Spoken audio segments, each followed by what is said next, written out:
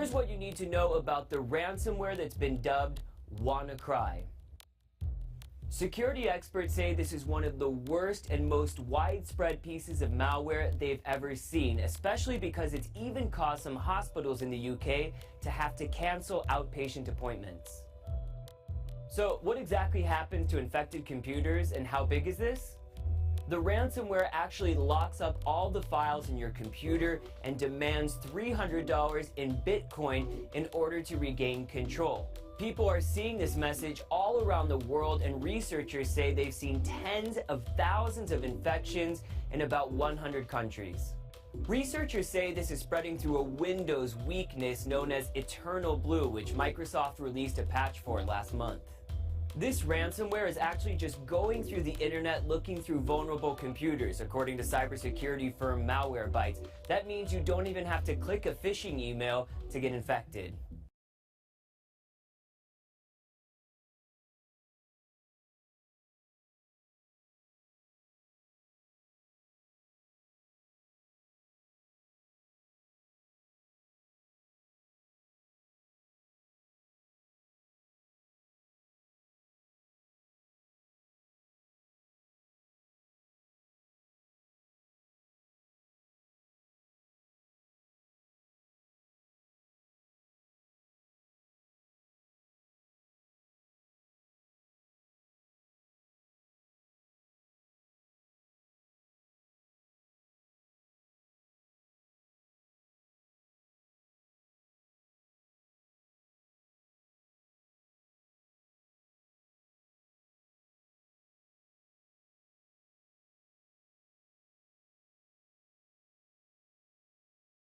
To stop talking about them.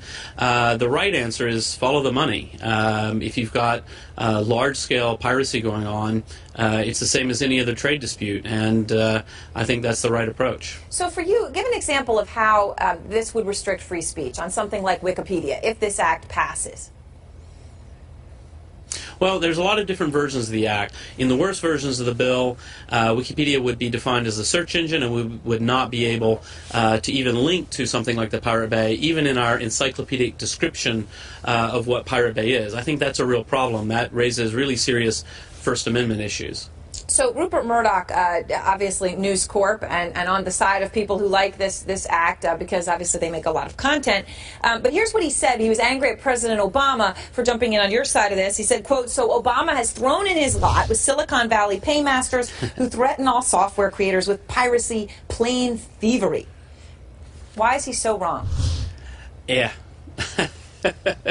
It's such a ludicrous statement. I don't even know where to begin. Certainly for Wikipedia, we're not anybody's paymasters. We're a charity devoted to sharing free knowledge. We're a community that has come together to build an encyclopedia and give it away for free to everyone. We have absolutely no positive interest in encouraging piracy, or we have no way of profiting from piracy. The world's most popular online encyclopedia is set to go on strike on Wednesday because of the anti-piracy bill that's being pushed through the US Congress. It's designed to protect copyrighted material, but the fear is that it's too vague and could lead to greater censorship. Investigative journalist Tony Gosling's wanted to talk about that with us in London. Hi there, Tony. Good to see you. Wikipedia founder Jimmy Wales said that the planned US laws would, quote, harm the free and open internet and bring about new tools for censorship and international websites inside the United States. Do you think the bills really are that worrying that are being proposed? Well, it's certainly very, very scary, this bill, but I'm actually a bit of good news for a change, because it looks like all the activism around SOPA, this Stop Online Piracy Act in the United States, has borne some fruit since Barack Obama has come out now saying that he would veto the bill if it goes through. So, I mean, this is something positive to say here, but certainly it was a very frightening idea. I mean, if you're talking about piracy, it's called the Stop Online Piracy Act. This, who are the real pirates? Who are the big guns here in the media world and on the internet? The answer is the people with the big money who are backed by the banking system, Wall Street, etc.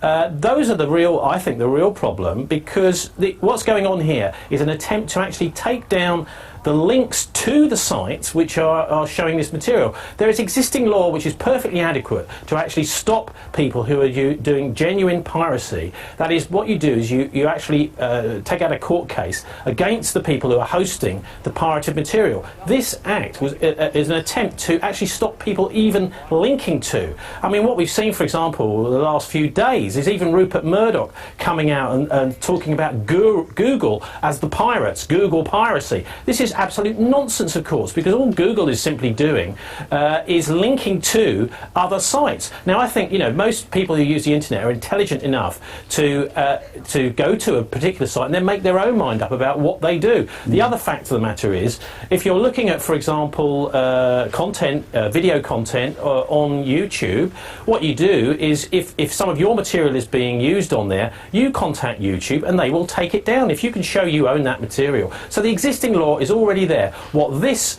attempt was an attempt to actually shut down debate, and we've seen over the last week or so here in Britain a court case with a chap called Richard O'Dwyer, who's 23 years old, who was simply linking to material and making reference to that material. He it looks like, is possibly going to be extradited to America. Now, anyway, copyright should be a civil offence which goes through the civil courts. It's much less draconian. What they're trying to do here with this act is, or they were anyway, until it looks like it's been killed now, is to actually take out people who even talk about this material. So really, this is the latest skirmish in a massive information war for our hearts and minds, and I'm glad to say this one is a battle the people have won.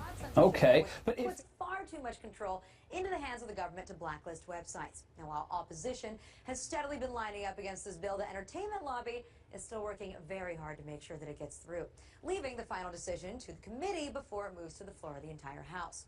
However, the hearing didn't really get off to quite the start that one would have expected. For starters, there was so much confusion over the bill that they had to actually read through the entire legislation.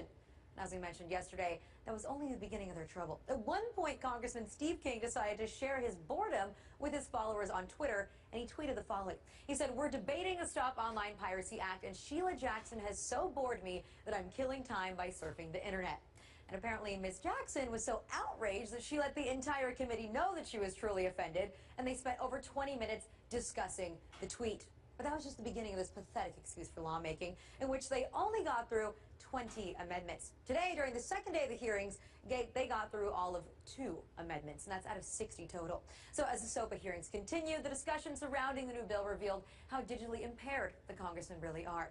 And the tech writers of the Twitter sphere who were covering this hearing were pretty quick to share their disgust and disbelief. Here's what one internet law professor tweeted about the hearing, saying, "Quick guys, let's figure out how this internet thing works." And that pretty much set the theme.